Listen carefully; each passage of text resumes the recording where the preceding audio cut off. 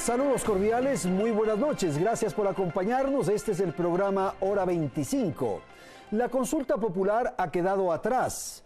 Ahora corresponde implementar los mandatos del pueblo que fueron expresados en las urnas. A partir de lo ocurrido el domingo pasado, el gobierno debe resolver el camino por el cual debe conducir al Ecuador. Será bueno saber si es por el centro o por la vía más radical de la militancia de Alianza País, por ejemplo. La institucionalidad, la unidad, la lucha contra la corrupción y la democracia son los grandes lineamientos que el presidente Moreno ha planteado al Ecuador. La expectativa nacional se concentra en lo que ocurra alrededor del denominado Quinto Poder y la conformación del Consejo de Participación Ciudadana. Será la prueba mayor del presidente de la República conformar un consejo con personalidades que le garanticen al Ecuador independencia, probidad y excelencia. Esta semana ha surgido un tropiezo con la resolución de la Comisión de los Derechos Humanos de la OEA que ha pedido medidas provisionales a la Corte. Esto ante el pedido formulado por los actuales miembros del Consejo de Participación Ciudadana. Quien estuvo al frente de la campaña por el sí, desde los afanes gubernamentales, fue la vicepresidenta de la República, María Alejandra Vicuña. En tal virtud, resulta fundamental a esta hora plantear una entrevista a fondo con la segunda mandataria para descubrir, yo diría para resolver los enigmas que se presentan frente a la gestión del gobierno actual. Gracias entonces al Ecuador que nos escucha, gracias a la vicepresidenta, aquí empezamos. Bien, quisiera empezar con temas más personales, vicepresidenta. Usted estudió psicología, ¿ejerció algún momento esa profesión? Gracias primero, Andrés, por la invitación. Sí, buenas noches, un saludo a la audiencia de este importante programa. Soy psicóloga clínica, graduada en la Universidad de Guayaquil, estoy ya por culminar, ya previa a la tesis, una maestría en Administración de Empresas con especialización en Recursos Humanos. Hice mis pasantías, mis prácticas preprofesionales en centros de salud del Ministerio de Salud Pública, pero más que todo creo que el aporte desde la psicología clínica de mi formación profesional le he dado para la formulación de políticas públicas encaminadas en materia de salud mental, fundamentalmente cuando fui 8 años legisladora de la Comisión Especializada Permanente del Derecho a la Salud y las contribuciones que en ese sentido se tuvo en el Código Orgánico de Salud, que todavía está en la Asamblea Nacional. Vicepresidenta, y bajo esta especialidad, bajo esta profesión que usted tiene, ¿le resulta fácil entender el comportamiento de los seres humanos frente a lo que ha ocurrido en el transcurso de estas últimas meses, estas últimas semanas, el cambio de posiciones y las conductas frente a lo que era el anterior gobierno y lo que es el actual gobierno? A ver, bueno, creo que siempre tenemos, los psicólogos clínicos, ¿no? Tenemos quizás un poquito de más posibilidades de comprender algunos comportamientos, aunque algunos ciertamente en política resultan absolutamente incomprensibles. No hay cómo descifrar aquello. Absolutamente incomprensibles, pero bueno, ya seguramente en terapia se podrán resolver algunos casos. Y en el momento o a la hora de la conciencia o las definiciones de la conciencia, ¿usted qué ocurre en su pensamiento en torno a las traiciones y a las deslealtades?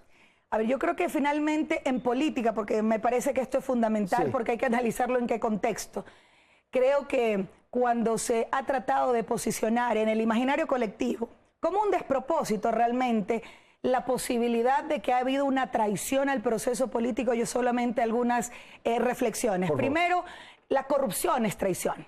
Aquí hay una lealtad al proceso político y sobre todo a la génesis misma de este proceso del cual muchos somos cofundadores, incluso muchísimos, y a la cabeza quien preside no solo el movimiento Alianza País, sino que también es el presidente del país. La corrupción es traición, ha dicho usted. Eso me parece muy importante. Si es que se habría tapado los hechos de corrupción, ¿habría sido lealtad? ¿A quién? Se habría entendido como lealtad por parte de aquellos que son contradictorios a la tesis gubernamental. Yo creo que aquí lo de fondo es siempre reivindicar que la lealtad es a los principios que están intactos y la lealtad siempre será a un proceso. Finalmente, las organizaciones políticas incluso son un medio para llegar a un objetivo superior, que es la construcción del Ecuador del buen vivir, en el caso concreto del proceso ecuatoriano, como ese gran acuerdo de voluntades que surgió como producto del proceso constituyente, como uno de los procesos más democráticos en la historia de nuestro país. Y eso es lo que estamos reivindicando. Aquí la lealtad siempre será al pueblo ecuatoriano, que es finalmente la razón de ser de ese esfuerzo diario que hacemos desde el ejercicio de la política, quienes confiamos, quienes creemos, quienes hemos ayudado a construir e impulsar este proceso político. Su militancia y antecedentes de participación política generan ciertos temores, ciertas inquietudes a algunos sectores. La miran como muy radical. ¿Usted es muy radical? Yo soy firme en mis convicciones. ¿De izquierda total? ¿Socialista, como dijo el presidente? De izquierda, y por eso estoy en el gobierno de todos.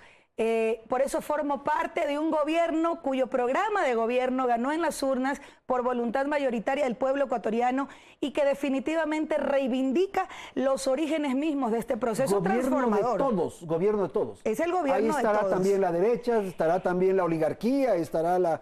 ¿Qué estará? El presidente de la República es el presidente de todos los ecuatorianos, incluso de aquellos que no votaron, incluso de aquellos que no comulgan con las tesis del gobierno.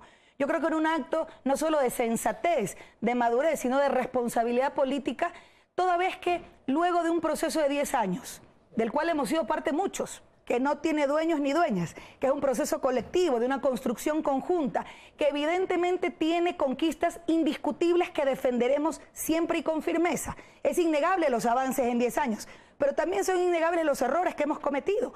Es innegable que hay que ajustar algunos temas frente a acciones o medidas que no dieron los resultados esperados. Y en un proceso revolucionario que se jacte de ser tal, que se autodefine como revolucionario, es indiscutible que la crítica y la autocrítica tiene que ser absolutamente que es revolucionario permanente. Lo que se hizo durante los 10 años. Yo insisto, todo proceso que se autodefina como transformador, como progresista, como revolucionario, no puede excluir a la crítica y la autocrítica permanente. Una cosa es que se autodefina, otra cosa es que produzca una revolución, que genere, que construya un cambio. Revoluciones, cambios profundos y radicales en el menor tiempo posible. Yo creo que se logró muchísimo, pero definitivamente, precisamente en un ejercicio de crítica y autocrítica que lamentablemente algunos compañeros y algunos excompañeros no terminaron de comprender lo fundamental de la importancia de la crítica y la autocrítica para proyectarse hacia el futuro. Siempre debemos estar repensando los procesos, repensando los mecanismos, sobre todo cuando no han dado resultados.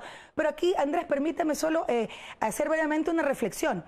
Si un proceso en algún momento del camino dejó de hacer clic con la gente, dejó de estar en sintonía con las demandas de la gente, hay pues que revisarlo. Hay que poner un pare, generar un proceso grande, amplio, democrático, plural, de diálogo nacional que nos permita reencontrarnos, teniendo claro que hay una hoja de ruta trazada por voluntad popular a partir de un programa de gobierno que ganó en las urnas. Me parece muy interesante lo que usted plantea, porque esa observación podría hacerse incluso al gobierno de Venezuela, ¿cree usted?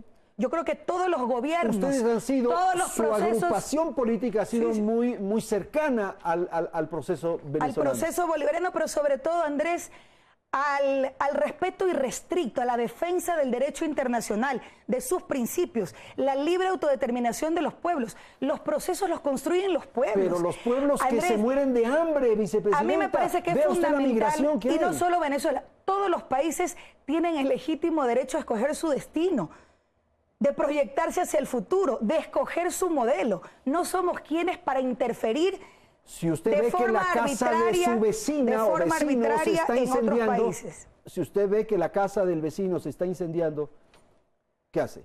Sin duda, ¿que se siga quemando? Sin dudas ayudamos, Andrés, en el marco del respeto. Aquí, ¿qué es importante? El Ecuador, no de ahora, sino desde hace más de 10 años, siempre ha impulsado los procesos de integración latinoamericana como una necesidad fundamental. Creo que lo que hemos logrado, por ejemplo, consolidando UNASUR, impulsando la CELAC, nos parece que son fundamentales. Ahora, en el caso concreto de Venezuela... Venezuela es indefendible, vicepresidenta. Pero, Andrés, en el caso, pero eso lo resolverán los venezolanos, en las urnas, en democracia. Los países, los espacios de integración regional tienen la enorme responsabilidad de facilitar procesos que permitan reencontrarse y solucionar la evidente crisis política que ocurre en Venezuela. Recordemos que desde antes, incluso el propio Ecuador, con otros países de la región, se prestaron, se mostraron y colaboraron para un proceso de diálogo que no necesariamente tuvo los resultados esperados o no. Y el gobierno de todos y el presidente Lenín Moreno, en respeto irrestricto al derecho internacional, siempre ha planteado la vía del diálogo, y si Ecuador puede servir, puede colaborar para que los venezolanos resuelvan una crisis política que es evidente y que evidentemente nos duele, nos lastima como región, evidentemente tiene que hacerse. Tenga la plena seguridad que el diálogo siempre será la mejor vía para solucionar los conflictos. Estamos conversando con la vicepresidenta de la República, María Alejandra Vicuña. Primera parte de este diálogo, ahora tratamos el tema de coyuntura, el tema del momento, la consulta popular. Natalie. Buenas noches. Los resultados electorales del pasado domingo le dan un voto de confianza a Lenín Moreno y cambia sin duda el escenario político del expresidente Rafael Correa. Ahora la gran tarea post-consulta es ejecutar un plan de acción antipopulista que reactive la economía, así como implementar una gestión de nuevas alianzas políticas. El país nos pide fundamentalmente unidad, paz y trabajo. La victoria del sí nos abre el camino para seguir trabajando juntos, juntos. La confrontación quedó atrás. El cambio de guardia en Carondelet la mañana siguiente al triunfo del sí en la consulta popular no fue una ceremonia más como las de costumbre. La ceremonia pasada llevó consigo un aire triunfalista. Sin embargo, el sí llega de la mano de una serie de procesos sociales que representan una enorme presión para el gobierno. Va a tener presiones de los sectores sociales, va a tener presiones de los grupos empresariales. Va a tener que lidiar con una asamblea más dispersa y fragmentada y sin el respaldo de un bloque mayoritario. Lo que se ha conseguido en esta consulta para algunos actores políticos fundamentalmente es expulsar a Correa del próximo proceso presidencial. Pero de ahí a pensar que esto implica que todo el modelo generado en términos políticos y económicos por Correa haya terminado el día domingo, me parece que es una falacia. Hay muchos actores del correísmo que siguen en funciones y adicionalmente hay una constitución y un conjunto de normas secundarias articuladas entre sí que no han sido resueltas por la consulta popular. Para Basabe, los resultados de la consulta popular revelan que el exmandatario Correa aún posee apoyo, no como voto duro, pero que sí le podría servir para no desaparecer de la vida política ecuatoriana. Si bien ha perdido la capacidad de ser candidato a presidente en el año 2021, aún tiene un impacto político. A criterio de analistas políticos, el clima postconsulta indica que el gobierno nacional debe realizar un cambio de timón. Para que el presidente Moreno inicie una nueva etapa, tiene que cambiar dos cosas. Primero, las políticas. Las políticas de la Revolución Ciudadana ya fallaron. Pero además, hay que cambiar a las personas. Ministros que están hoy sentados frecuentemente al lado del señor Moreno, estaban sentados al lado del señor Correa.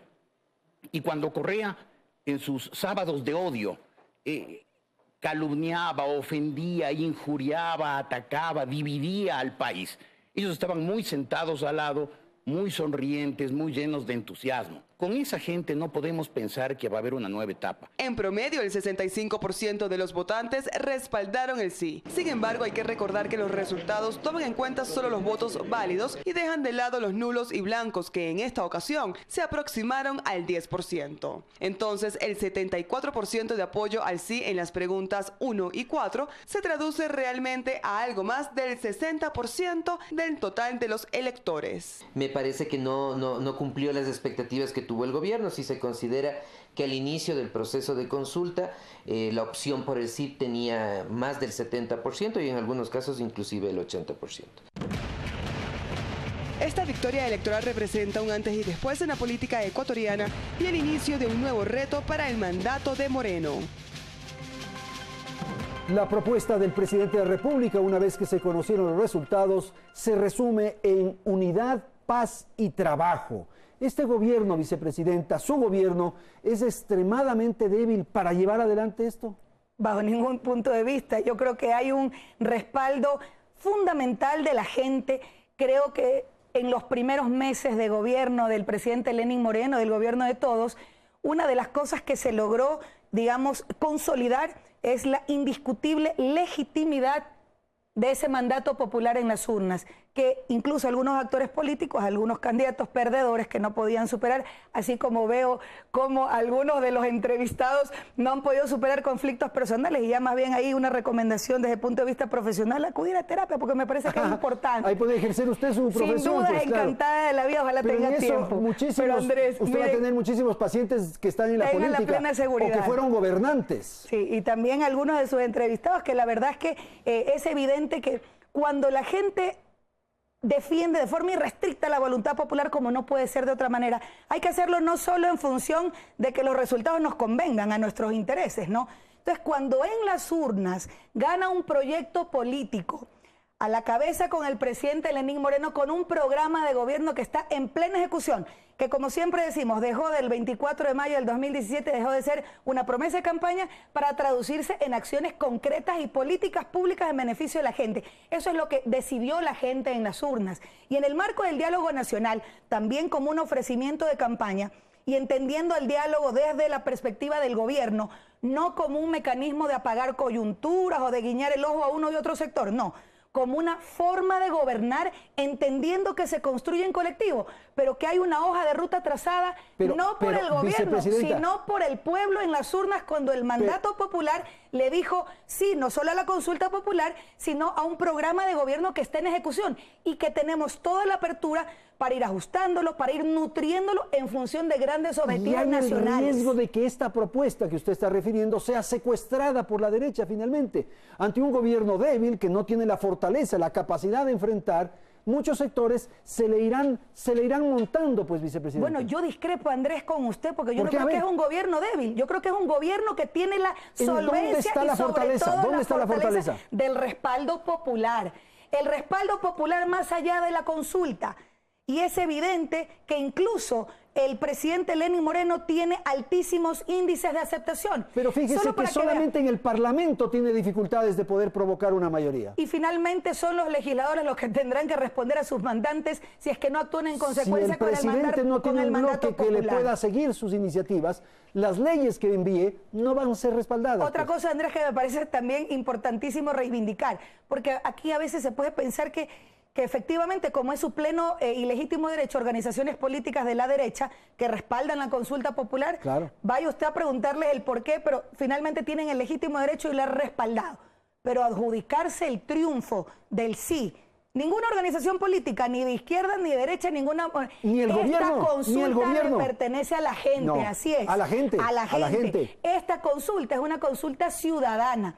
El presidente, siendo consecuente con sus mandantes, con las distintas organizaciones, impulsa como un resultado del diálogo, Andrés.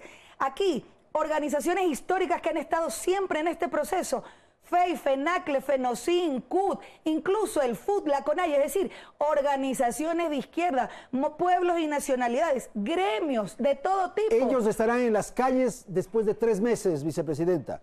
Y ustedes estarán complicados frente a una presión social que se produce en las calles y una presión política que se produzca en el Parlamento. Andrés, lo que nosotros siempre reivindicaremos es que esta consulta popular no tiene dueños. Le pertenece a la gente y eso es fundamental decirlo, toda vez que lamentablemente hay algunos sectores que pretenden adueñarse o posicionarse como que es un triunfo de la derecha. Este es un triunfo del país, de la democracia y de la participación de la gente. ¿Cómo será la relación del gobierno con el Parlamento? De absoluto respeto a la independencia de funciones. Ahí tenemos un núcleo, un grupo que obviamente del Movimiento Alianza País que respalda al gobierno nacional. Tendrán que hacer alianza con el Partido Social y alianza con el CREO. Tendrá que plantearse una hoja de ruta programática en la Asamblea en función, en este caso, de la implementación del mandato popular. Y en otro lado, eso sí, claro, recuerden que hay un programa de gobierno que demanda también de la aprobación de algunas leyes que están en la Asamblea Nacional. Y en el marco de ese acuerdo programático en función de los objetivos nacionales, por supuesto que hay que conversar con todos los sectores. Si el presidente Moreno envía un proyecto de ley sobre determinado tema, tiene que llegar a un acuerdo con otras bancadas. Eso es lo lógico, es lo natural. Pero es lo que has hecho siempre, lo que se tiene. Ojo, en función no del reparto de la troncha como se hacía antes. ¿Cómo voy a tener adhesión a mi proyecto? Programático. Con la derecha. Con la derecha, con la izquierda, con el centro. En la Asamblea, en el Legislativo, Evidentemente hay que conversar con todas las bancadas, insisto, con un acuerdo programático en función de país. Aquí no estamos claudicando ni en principios, ni entregando, ni vendiendo. Es que no es una claudicación, me parece que es un problema de supervivencia. Pero hay límites. Siempre los acuerdos serán en función de objetivos nacionales, no en el reparto de las tronchas, no en función de intereses particulares. Hay una hoja de ruta trazada, solo para ponerle un ejemplo. Tenemos un programa emblemático que se llama Misión Casa para Todos, que está en plena ejecución. Fíjese, en eso no va a haber dificultades, ahí va a haber acuerdos. Ojalá, pero a eso me refiero. Si tenemos un programa emblemático que se llama Casa para Todos, que no solo apunta a disminuir el déficit de vivienda, sobre todo en las familias ubicadas en extrema pobreza, que es un esfuerzo importantísimo no solo del gobierno, sino de nuestros aliados estratégicos, que son los gobiernos autónomos descentralizados y el sector inmobiliario de la construcción, frente a la cual hemos hecho una gran convocatoria pública que ha tenido importantes resultados. Pero eso va de la mano con otro objetivo nacional: la generación de empleo, que es también una prioridad del gobierno nacional y sin duda es una demanda de nuestra gente. Creo que sobre esos ejemplos que usted ha puesto no hay problema. Pero para que tenga una idea, necesitamos algunas reformas legales con carácter urgente, precisamente en el marco de la implementación. Solo dos temas. Hay la posibilidad de plantear algunos incentivos precisamente para la implementación de Casa para Todos, por ejemplo, respecto al IVA. Lo estamos analizando. No me preocupa eso, pero segundo, reforme usted el Código del Trabajo para ver si es que le van a apoyar. A ver, pero evidentemente nosotros necesitamos ¿Para flexibilizar la relación obrero-patronal? No, nunca flexibilizar. Aquí yo creo que hay... Ya empezamos con dificultades. El caso puntual del trabajo. Lo vamos a nominar de legislador, Andrés. A mí me parece que es importante, insisto, hay una hoja de ruta trazada, hay una línea programática que se tiene que conversar sin lugar a dudas con el legislativo para poder implementarlo. Veremos cuáles son los resultados, pero fundamentalmente la gente valorará cuál es el accionar de sus representantes en el Parlamento en función de la implementación de un programa de gobierno que ganó en las urnas. Toda la apertura. Nosotros no solo vamos a conversar con los que piensan con nosotros y están en nuestra orilla, con todos, pero siempre en una línea clara de una propuesta programática. Andrés. Última pregunta de este bloque. La reelección indefinida, una decisión con clara intencionalidad de sepultar políticamente a Rafael Correa. Yo insisto, tanto como en las enmiendas, cuanto en la consulta popular, no ha tenido direccionamiento. Me parece que es absolutamente claro cuando se plantea la pregunta 2, el retomar el debate que se generó en el proceso constituyente de Montecristi. El presidente Lenín Moreno, tiene razón, incluso en el marco de las discusiones, del análisis, del debate 2014-2015 en el marco de las enmiendas, el presidente Lenín Moreno fue claro, siempre lo dijo, incluso en contraposición con lo que planteaba desde Movimiento Alianza País. Entonces, eso ha sido claro, pero es un resultado de los diálogos. Es una de las mayores preocupaciones que tenía la gente, que lo planteaban, que sea validado. ¿Y qué más legítimo que esa decisión que tomamos? Y me incluyo. Y yo creo que aquí es importante reivindicar que los procesos políticos, la democracia, la sociedad son procesos dinámicos, no estáticos. Y en algunos casos no solo tenemos el derecho de cambiar de para oposición. Justificar de cambiar de oposición. No justificar, es que si no existieran divorcios, Andrés, pero más allá de eso, aquí lo que siempre el reivindicaremos es que las decisiones adoptadas, que igual son legítimas porque constan en la Constitución los mecanismos cuando se realizó vía enmienda a través de la Asamblea, tener la posibilidad de que en las urnas la gente pueda validar o invalidar esa decisión. Absolutamente democrático y legítimo que aquello. Hacemos una pausa, vicepresidenta. Estamos conversando con María Alejandra Vicuña y vamos a tratar en el segundo segmento del programa las vías, el camino para implementar la decisión del pueblo en las urnas y, por cierto, el tema de la Comisión Interamericana de los Derechos Humanos que genera tensión a esta hora. Regresamos en un minuto.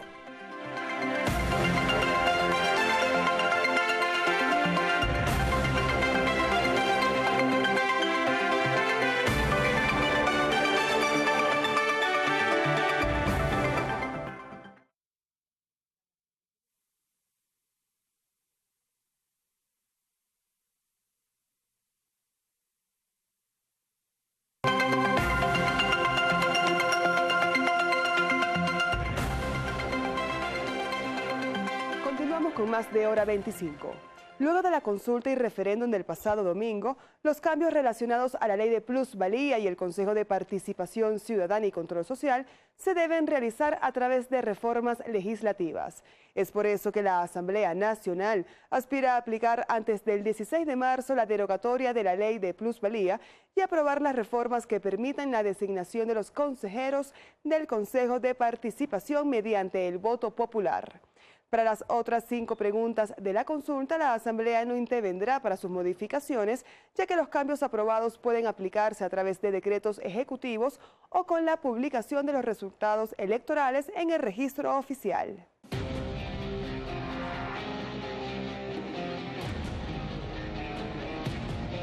El cese de los actuales miembros del Consejo de Participación deberá realizarse apenas la Asamblea Nacional designe al órgano transitorio, que pudiera demorar hasta 45 días desde la publicación de los resultados oficiales. Ese Consejo de Participación Ciudadana tiene que ser ciudadano.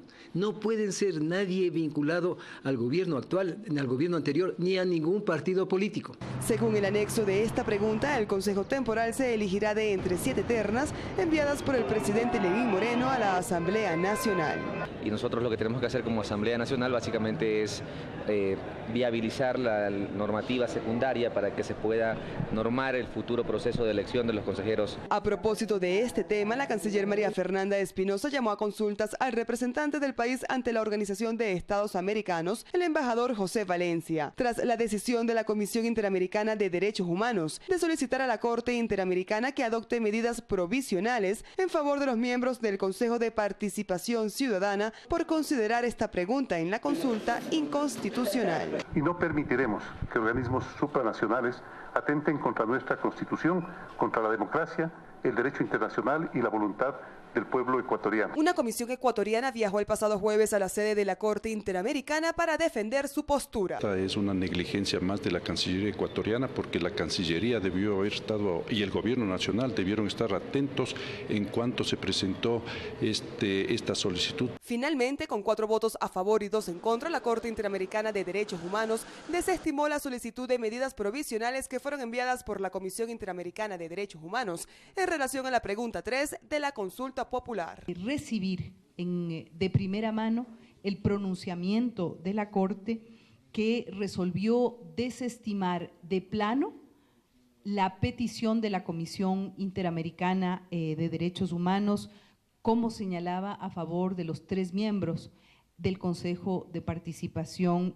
Ciudadana. En cuanto a la vía legal para poner en práctica la eliminación de la ley de plusvalía, el Ejecutivo tiene un plazo de 15 días contados desde la publicación de los resultados de la consulta en el registro oficial para enviar un proyecto de ley a la Asamblea para derogar dicha norma. A partir de ahí, la Asamblea tendrá 30 días más para tramitarlo. Sin embargo, las declaraciones del presidente Moreno sobre la elaboración de otro proyecto para prevenir y combatir la especulación del suelo intrigaron a diversos sectores. Se habla de que el Ejecutivo mandaría una nueva normativa para mejorar el tema de la ley de plusvalía, lo cual no es lo que se le preguntó al pueblo. Al pueblo se le preguntó que la ley de plusvalía, concebida en su contexto general, no servía y que en consecuencia debía ser archivada o derogada. Si el gobierno adicionalmente quisiera enviar otro proyecto que tenga que ver con temas relacionados o concernientes a la plusvalía, será a trámite separado. En los casos de las preguntas sobre la inhabilitación por corrupción,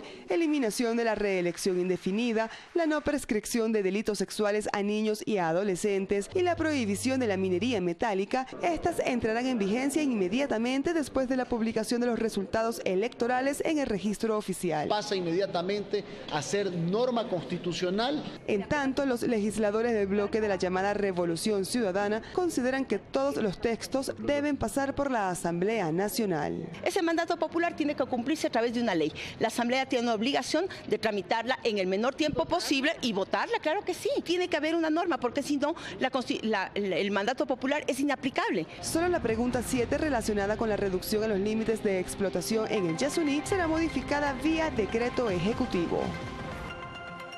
Bien, vamos con la segunda parte del programa y es la implementación del mandato popular y, por cierto, el problema con la Comisión Interamericana de los Derechos Humanos. Vamos con temas puntuales, vicepresidenta.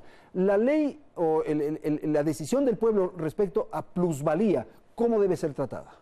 Con un proyecto de ley que envíe el Ejecutivo, un proyecto de ley derogatoria de la ley. Ahora, es importante también comprender que existen algunos artículos de esa ley que si se lo deroga, se queda, por ejemplo, el registro de la propiedad ahí volando. Entonces, bueno, pero retrocedemos a donde estábamos antes, probablemente, a esa ley que había antes, ¿o no? Insisto, me parece que son 2 artículos que dan el sustento, porque si no, cualquier compra-venta se queda en el aire, precisamente por eso. Pero el proyecto de ley es un proyecto de ley derogatoria. Pero hay que hacer una precisión. El proyecto de ley derogatoria es de la ley conocida como plusvalía, pero el sentido de combatir la especulación del suelo, eso sin duda se debe de mantener. Y en eso todos los sectores que han cuestionado la ley de plusvalía, sin duda lo reivindican. Yo he escuchado, por ejemplo, el presidente de la Federación de Cámara de Construcción siempre cuestionar a la ley de plusvalía y que obviamente están absolutamente de acuerdo con el sentido que planteó el origen de la ley, es decir, combatir la especulación del suelo. Lo que pasa es que fue un instrumento que, lejos de cumplir ese objetivo, más bien afectó un sector que evidentemente es dinamizador de la economía en los territorios. En el caso de reformas a la Constitución no se requiere sino simplemente enviar eso al registro oficial. El Consejo Nacional Electoral, a partir de la proclamación oficial de los resultados, envía al registro oficial y automáticamente... Por ejemplo, la reelección indefinida, eso ya está. Ahora, eso habrá que adecuar después a ciertas leyes. Código de la democracia, supongo, no sé. Lo sé, Código de la democracia, la Ley Orgánica de Participación Ciudadana y Control Social respecto a los contenidos que plantean los anexos. Eso en las 5 preguntas del referéndum. Sin embargo, es importante plantear un proyecto de ley para implementar el periodo de transición del Consejo de Participación Ciudadana y Control Social, cuyos elementos centrales constan en el anexo aprobado por el mandato popular. ¿Eso tiene que hacerse con ley, cree usted? Es necesario hacerlo para implementar este proceso de transición. Y aquí quizás reivindicar un tema, porque se ha dicho tanto y se ha mentido tanto y se ha tratado de distorsionar tanto. El Consejo de Transitorio del Consejo de Participación Ciudadana y Control Social durará improrrogablemente, así lo aprobamos en las urnas, improrrogablemente hasta que se conforme el definitivo que será en las elecciones marco de las elecciones de los GATS. De acuerdo. Entonces, eso es necesario dejarlo clarito y mire que ya ganó el sí, o sea, aquí no es un tema de campaña. Eso es un tema claro para informar y dejar claridad en la gente. Pero yo creo que está claro, el problema es que va a ser ese Consejo de Transición, es el problema. Primero, cómo va a estar integrado, quiénes van a estar ahí, y segundo, qué es lo que van a hacer, porque ellos pueden destituir, descabezar a muchísimos funcionarios de altos niveles no pueden de gobierno. Irse ni más allá ni más acá de lo que exactamente establece. Por eso digo, lo que establece primero los anexos y obviamente en el marco de la Constitución la competencia que ella tenga, en este caso el Consejo Definitivo. Que es importante reiterar la decisión firme del presidente de la República de abrir, y ya lo ha invitado desde el lunes anterior, abrir un amplio proceso democrático en donde la academia, los pueblos y nacionalidades, los movimientos sociales, los colectivos ciudadanos planteen los nombres de los mejores hombres y mujeres que no tengan relación con el poder político, que no sean funcionarios ni amigos del gobierno, que no tengan una tacha, digamos, en alguna trayectoria que han hecho. ¿Qué es importante? Pasado intachable, perfil de los activismo consejeros. Comprobado por los derechos de los distintos sectores. Sin lugar a dudas, yo creo que las organizaciones y movimientos sociales, los activistas por los derechos, los ecologistas, que han peleado siempre por los derechos de las mujeres, de niñas y adolescencia, sin dudas habrán nombres importantes. La academia juega un rol fundamental en este tema. El tema de la edad, permítame plantearle eso, así como el tema del género, ¿cuánto pesa en esta definición? Yo creo que para ver el perfil de los a mí me parece que consejeros. Es fundamental que sea un consejo ciudadano que represente a los estamentos de la sociedad, que la ciudadanía y los distintos sectores se vean pues reflejados. Jóvenes. Es evidente. Yo creo que es fundamental también que gente estén mayor, yo creo que debe haber un equilibrio de género, generacional, territorial. Yo creo que esas 7 ternas que serán nutridas con la participación activa y efectiva de la gente, como ha impulsado el presidente de la República, de la misma manera que impulsó en este proceso democrático en donde más de 700 organizaciones, colectivos de toda índole, presentaron más de 2.700 preguntas. El tema del momento... Esa es una decisión clara y es importante que la ciudadanía participe con absoluto compromiso cívico. El tema del momento es sin duda lo que ha ocurrido con la Comisión Interamericana de los Derechos Humanos, OEA, y esta decisión de pedir a la Corte medidas provisionales. ¿Deja sin piso esto? ¿Cuál es la posición oficial del gobierno frente a esta situación? Y no solo del gobierno, no solo del Ejecutivo, no solo del presidente de la República, de todas las funciones del Estado, cerrando filas para defender y garantizar que la voluntad popular, que el mandato ciudadano expresado en las urnas el pasado 4 de febrero se respete y se implemente. Sería un despropósito que el Estado ecuatoriano no defienda lo que nuestra Constitución de forma clara establece. La soberanía radica en el pueblo y su voluntad es fundamento de la autoridad. Es un despropósito y es descabellado, por decirlo menos, lo que ha planteado la Corte Interamericana de Derechos, la Comisión, y obviamente lo ha planteado a la Corte. Que es importante, Andrés, porque no podemos dejar de decirlo. Sí, pero para esa voluntad popular, y yo estoy de acuerdo, tenían que haberse cumplido ciertos requisitos. Y todos se cumplieron, Andrés. Hubo un pronunciamiento de la Corte Constitucional. Ese es el argumento fundamental. Yo aquí quiero dejar en claro que es precisamente el cumplimiento irrestricto de todos los procedimientos que constan en la Constitución. El 2 de octubre el presidente de la República envió las preguntas para la validación constitucional.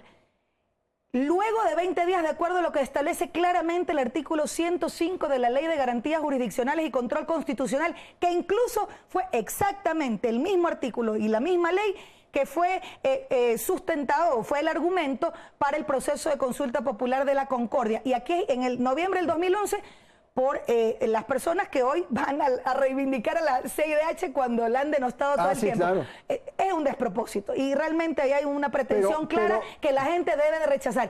Pero Andrés, es evidente que si hay un mandato popular, el Estado ecuatoriano, su presidente a la cabeza, pero todas las funciones del Estado tengan la seguridad que lo harán respetar a toda costa. A nosotros nos parece eso que es descabellado, porque el que la Comisión Interamericana de Derechos Humanos pondere el mantener en el puestito o en el cargo a 3 consejeros versus el mandato del pueblo ecuatoriano en las urnas. Es una barbaridad, lo que por debería decirlo hacer menos. la comisión es defender los derechos de los votantes, de los 14 millones de votantes. Es un absurdo. Y aquí en eso estoy de acuerdo, pero me parece que el Estado ecuatoriano y todas sus funciones, frente a la contundencia de los hechos, todos los sectores, en el caso de más del 63% de los electores que le apostaron a un Consejo de Participación Ciudadano que fortalezca, que repiense esa conformación en función del interés nacional y de la representación de la gente. Me parece que se durmieron, pongámoslo así, porque hay 3 escenarios. Uno es el escenario político, el escenario diplomático y el escenario jurídico. Así es. Frente a lo que está ocurriendo con la Comisión, había que tomar en consideración estos elementos y tomar una posición respecto, por ejemplo, al combate, al enfrentamiento, como se llame, jurídico. Y me parece que ahí no ha existido... La Procuraduría General del Estado, la Secretaría Jurídica de la Presidencia y la Cancillería poco confiables, justamente han presentado los argumentos jurídicos, por supuesto, con absoluta solvencia, pero yo creo que lamentablemente ahí la Comisión poco o nada toma en cuenta esa argumentación. Yo creo que ahí hay otro direccionamiento que el pueblo ecuatoriano debe rechazar.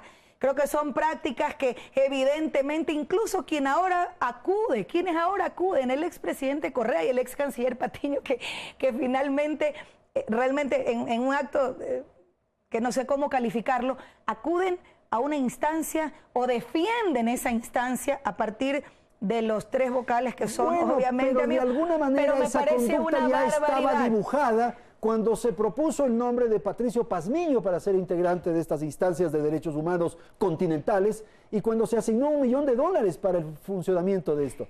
Estaba diseñado alguna estrategia, eso es evidente. Andrés, yo creo que primero parte de un gravísimo error la Comisión cuando argumenta que se va a destituir o que se impida la destitución de los consejeros. aquí no hay destitución, aquí por mandato popular hay una cesación de funciones para una nueva conformación en función de lo que la gente aprobó en las urnas. Insisto, es una barbaridad. El pueblo ecuatoriano debe cerrar filas. Las distintas funciones del Estado, convocadas por el jefe de Estado, Lenín Moreno, el día de ayer han hecho un pronunciamiento público en estos días. Pero son funciones que están por caer, pues, que ya van a ser descabezadas. Pero pues. con más razón. Sí. Algunos incluso hubiese, en función de la defensa de sus intereses, más bien, regresar a ver otro lado. Pero más allá del Estado ecuatoriano, que tiene la responsabilidad de hacerlo, creo que como ciudadanos, como ecuatorianos y ecuatorianas, debemos de defender un proceso democrático, la soberanía de nuestro país, obviamente rechazar las pretensiones de injerencia en asuntos políticos, en asuntos electorales de nuestro país, en donde hay un mandato popular que ya se pronunció en las urnas, y que tengan la seguridad, querido Andrés y amigos que nos escuchan, el Estado ecuatoriano hará respetar. Vamos a otros temas. Economía. Ese es un aspecto muy complejo que tiene que enfrentar el gobierno del presidente Moreno. Después de un modelo que se construyó en el gobierno de Correa, en donde el Estado tenía un rol fundamental, ahora como que se regresa a ver al sector privado para que comience a trabajar, a funcionar, a ser más productivo. Sin embargo, no se dan los estímulos, los alicientes, las suficientes garantías para emprender inversiones, para emprender en negocios, para emprender en actividades. Yo creo que siempre se puede hacer más, y creo que precisamente ¿Usted es partidaria de eso, de apoyar al sector privado para eso? A ver, el sector privado pero es fundamental, pues, en la reactivación económica y productiva como una prioridad del gobierno nacional. Hay un Plan Nacional de Desarrollo que hemos denominado Toda una Vida. Tiene 3 ejes centrales: derechos para todos durante toda la vida, una economía al servicio de la sociedad y más sociedad, mejor Estado. Y eso está en sintonía plena con el hecho de que el gobierno abre y fortalece estos diálogos ciudadanos con los distintos sectores. Y el sector productivo, sin duda, juega un rol protagónico, un rol clave en la reactivación, en la generación de empleo. Muchos de sus planteamientos se han acogido. Sin duda, no puede haber el 100% de contentar a todos. Pero, por ejemplo, potenciar en este esfuerzo no solo gubernamental, sino articulado con el sector privado, a la economía popular y solidaria es indiscutible. Hemos recogido, y solo para poner un ejemplo, el sector productivo siempre ha demandado una revisión de las tarifas eléctricas. En una primera fase, lo posible ahora fue disminuir entre el 13 y el 19% el costo de la tarifa eléctrica en horario nocturno. Pero esto sumado al 50% de disminución del alumbrado público, que implicaba un rubro importante en temas de costos de producción. Esto se ha hecho precisamente acogiendo los planteamientos, las preocupaciones, las demandas del sector productivo. ¿Y usted está de acuerdo con este acercamiento con el Fondo Monetario Internacional? Yo creo que nosotros tenemos que, teniendo claridad, como no puede ser de otra manera, y lo ha dicho en reiteradas ocasiones el presidente de la República y sin duda el equipo económico, toda la cooperación en términos financieros, en términos de fortalecer, un presupuesto general del Estado que está íntimamente relacionado con el objetivo de implementar un programa de gobierno que ganó en las urnas, siempre tiene que tener Estamos toda la abiertos apertura, a eso.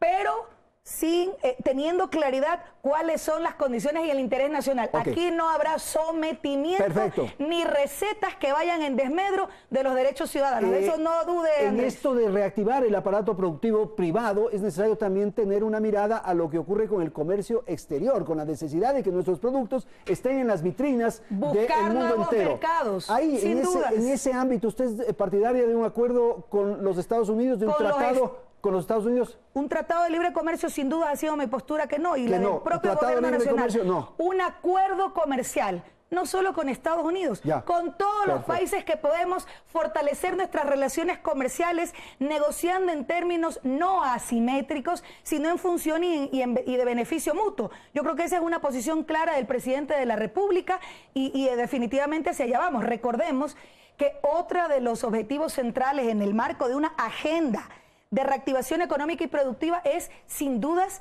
las nuevas inversiones privadas, tanto nacionales como extranjeras, pero no inversiones por inversiones, inversiones que generen, por ejemplo, empleo de calidad, inversiones que incluso puedan fortalecer aquel objetivo central también del cambio de matriz productiva y el fortalecimiento, por ejemplo, de la industrialización del país. Pero también es importante la transferencia de conocimientos, la transferencia de tecnología. Un tema central es la deuda, vicepresidenta, y me parece que se ha perdido tiempo, hemos transcurrido ya algunos meses y no hay una definición de esto que se habló con frecuencia de reperfilar la deuda. Más bien lo que hemos hecho es contratar más deuda. Bueno, el equipo económico está haciendo un esfuerzo importante en ir ajustando esos temas y yo creo que siempre la apertura para ir nutriendo los contenidos de un programa económico que existe, pero que tiene que reajustarse, evidentemente. Yo creo que el aporte de los distintos sectores. Hemos tenido, por ejemplo, la apertura del propio presidente de la República de recibir propuestas y planteamientos de distintos foros y colectivos de economistas, por ejemplo, que han planteado desde sus perspectivas... De economistas más bien neoliberales, ¿no? No, pero también de los otros. También, de los alternativos y heterodoxos, más... como ellos se definen. Ya. Y obviamente hay otros economistas que obviamente han tenido siempre una postura progresista que están trabajando en propuestas que permitan plantear soluciones a algunas dificultades que existen. Y el gobierno nacional tiene toda la apertura de, en el marco claro, de una hoja de ruta que está establecida. Sobre la cual no nos salimos. Sobre la cual no nos salimos, obviamente ajustar y nutrir usted dijo con hace un algunos de rato estos que planteamientos. para definir al gobierno de Moreno, que es revolucionario, de izquierda, ¿y cuál fue el otro? Y progresista. Progresista, son los tres elementos. Y humanista, carta cabal. Derechos para todos durante toda la vida, una economía al servicio de la sociedad, más sociedad, mejor Estado. Todos los sectores son fundamentales en este objetivo, no solo en la garantía de derechos, sobre todo de los más vulnerables, sino efectivamente en la implementación de una agenda de reactivación económica y productiva, donde la generación de empleo es una prioridad del gobierno y para ello contamos con un sector productivo consciente, que confía en su país y que evidentemente es un aporte sustancial. Pausa, tenemos que ir a la publicidad. Conversamos aquí en el estudio de Teleamazonas con María Alejandra Vicuña, vicepresidenta de la República. En un instante regresamos.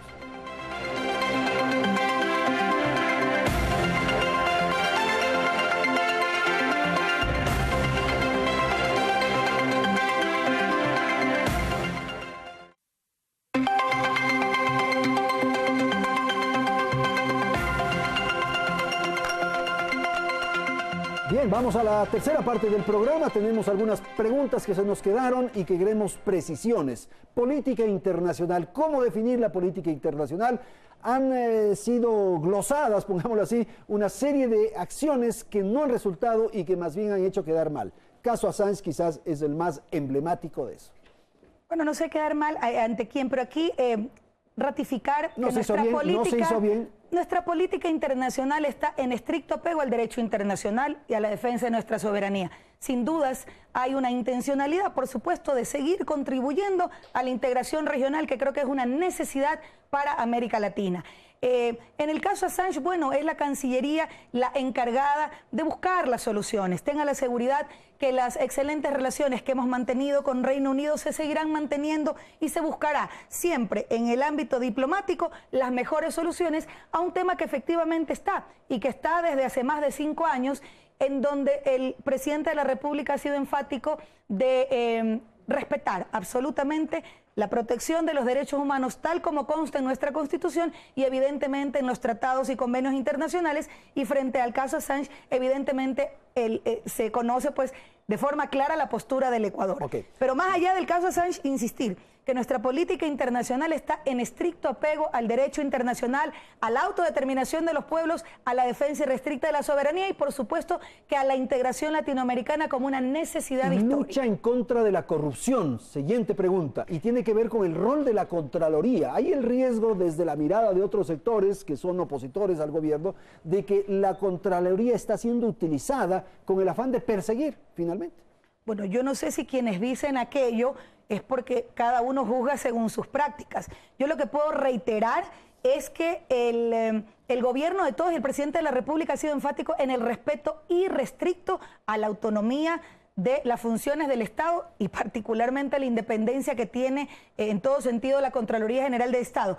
Y reiterar que el combate frontal a la corrupción, que esa cirugía mayor que planteó el presidente de la República, Lenín Moreno, en la práctica hemos visto cómo no solo va tomando forma, sino que simplemente dejando la independencia de funciones actúe y opere, y sobre todo reivindicando en el marco de una consulta popular, fortalecer mecanismos para aquello, pero en un ejercicio, Andrés, de corresponsabilidad. Las autoridades tienen que hacer lo propio, los órganos de control sin duda lo suyo, pero este es un trabajo que necesariamente tiene que reivindicar una articulación con la sociedad en su conjunto para reivindicar la bandera de la revolución ética que para nosotros es fundamental. Usted fue designada vicepresidenta y casi a la semana su papá fue designado presidente del directorio del Banco del Pacífico. Él estaba a pedido del presidente de la República, que lo pidió que lo apoye precisamente en el directorio del Banco del Pacífico por un pedido del presidente, y eso ya estaba hace algunos meses. No tiene nada que ver, no hay una conexión. Pero sin duda es que no. Yo creo que la labor y la valía de un profesional de primera, de un catedrático de más de 50 años, de un escritor reconocido pero y muy, que tiene experiencia. Pero muy crítico de la banca, crítico de la banca. Sí, y él y tiene una experiencia, precisamente ha estado en el Banco del IE, en el Banco Central, en el Banco de Desarrollo. Creo que tiene una experiencia y sin dudas puede aportar en gran medida, y creo que son criterios que reconoció el presidente de la República para pedirle su apoyo. Usted fue designada primero como vicepresidenta encargada, y el mensaje era evidente que se trataba de una decisión para romper Alianza País. ¿Se logró aquello? Yo creo que el presidente de la República, lejos de buscar romper Alianza País, más bien ha procurado siempre la unidad. Y el mensaje ha sido claro: como presidente del movimiento Alianza País, convocar a la unidad de la militancia, a combatir prácticas que no están apegadas a la ética y a proyectarse hacia el futuro en un ejercicio de crítica y autocrítica, y en la necesidad de fortalecer la democracia interna, de fortalecer nuevos cuadros y nuevos liderazgos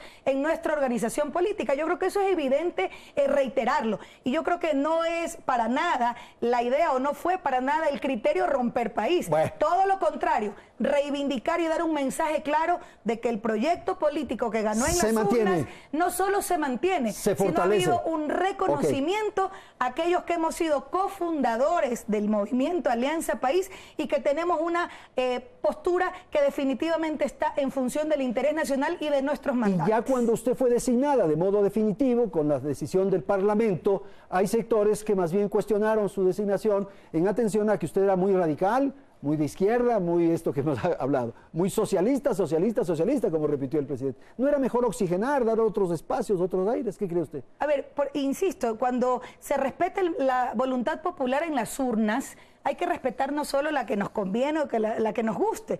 Sin dudas podría haber sido lo más cómodo para el presidente de la República poner algún representante de la banca o del sector empresarial. Pero definitivamente creo que el hecho de haber reivindicado el que hay un proyecto político que ganó en las urnas, a más de obviamente ser alguien de su confianza, y los criterios que valoró, no solo del impulsar a cuadros políticos que tomen esa posta, digamos, en espacios importantes, pero sobre todo que tengan un compromiso con el país. Yo creo que una trayectoria honesta, incuestionable en nuestro accionar, fue lo que motivó a la composición, obviamente, de una terna de 3 mujeres. Yo creo que fue un voto de confianza a la mujer ecuatoriana y sobre todo a nuestros compañeros militantes que somos cofundadores de este proceso. Bajo ningún punto de vista, aquí no podemos hablar ni de radicales, no, de posturas absolutamente firmes, como desde que tengo uso de razón las he tenido. ¿Y usted mira hacia el futuro y piensa en la posibilidad de ser presidente de la República? Yo, como siempre he dicho, tanto antes como ahora, nosotros, cuando somos militantes comprometidos, cuando realmente entendemos a la política como la pasión por el servicio a los demás, estaremos en donde le seamos más útiles al país y en este caso más útiles al proceso político. Pero en este periodo. Yo estoy asumiendo una responsabilidad que me da el presidente de la República y que fue validada y escogida por el Parlamento ecuatoriano, y en eso estoy centrada, en hacer mi trabajo con el mismo compromiso y convicción de siempre, en función de los grandes objetivos nacionales, para ir apuntando a ese Ecuador del buen vivir, proyectándonos hacia el futuro, corrigiendo los errores que haya que corregir, pero sobre todo ajustando las tareas en beneficio de nuestro pueblo. Muchísimas gracias por su presencia. Gracias, Andrés. María Alejandra Vicuña, esta noche aquí en Hora 25 para hablar de la consulta popular y de todos estos otros elementos que surgen a partir de la gestión del presidente Lenín Moreno. Gracias por atender este diálogo. Felicidades de Ecuador. Hasta la próxima semana.